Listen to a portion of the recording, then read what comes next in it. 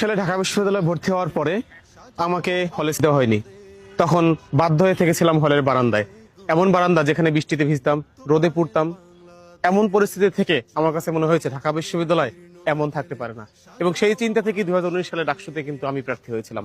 এবং তারই ধারাবাহিকতায় আজ এই 5-6 বছর ঢাকা বিশ্ববিদ্যালয় ক্যাম্পাসে শিক্ষার্থীদের অধিকার নিয়ে কিন্তু আমরা কাজ করছি। আমি খায়রুল আহসান মারজান, আন্তর্জাতিক সম্পর্ক বিভাগ, ইসলামী ছাত্র আন্দোলন বাংলাদেশের প্যানেল থেকে ডাকসুতে জিএস পদে 10 নং ব্যালটে প্রতিদ্বন্দ্বিতা করছি। আমি চাচ্ছি ঢাকা বিশ্ববিদ্যালয়ের শিক্ষার্থীরা বিশ্ববিদ্যালয় ক্যাম্পাসে যে সমস্যাগুলো ফেস করে সেগুলোর জন্য পরিবর্তনে আমরা কাজ করতে পারি। 1 বছরের যে ডাকসুর সময়কাল, সেই সময়কালের মধ্যে যে কাজগুলো করা যাবে সেই কাজগুলো করার জন্য আমরা প্রতিজ্ঞাবদ্ধ।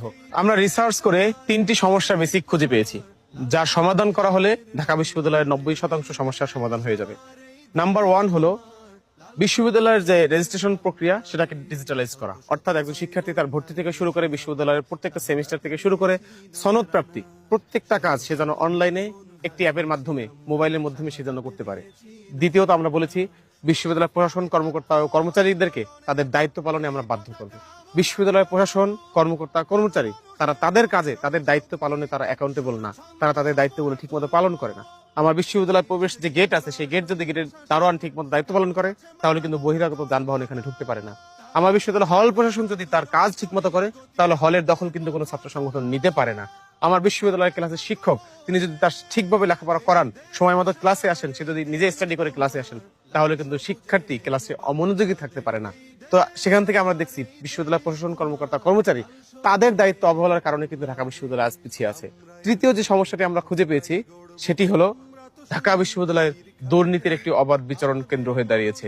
আমরা দেখি প্রতি বছর বাংলাদেশের সবগুলো বিশ্ববিদ্যালয় থেকে সব থেকে বেশি পরিমাণে বাজেট কিন্তু ঢাকা বিশ্ববিদ্যালয় হয়, কিন্তু সেখান থেকে কি হয়, 10 টাকার বাজেট ঠিকাদারের মাধ্যমে 100 টাকা করে বা মাঝখান থেকে 90 টাকা চুরি করার কিন্তু একটি প্রক্রিয়া এখানে চলমান রয়েছে। আমরা বলেছি আমরা নির্বাচিত হলে ঢাকা বিশ্ববিদ্যালয় কোনো প্রশাসন একটি টাকাও দুর্নীতির মাধ্যমে সরাতে পারবে না ইনশাল্লাহ।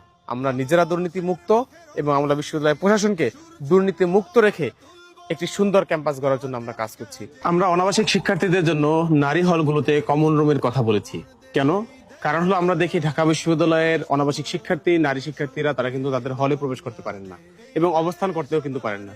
ফলে অনাবাসিক যে নারী শিক্ষার্থী সে সকাল 9টায় যদি একটা ক্লাস থাকে এবং বিকেল 3টায় যদি আরেকটা ক্লাস থাকে, তাহলে এই মধ্যবর্তী সময়টুকু সে আসলে তখন কি করবে? তখন সে মূলত বাধ্য হয়ে কিন্তু বটতলায় বসে, আমতলায় বসে কিংবা কার্জনের বারান্দায় বসে।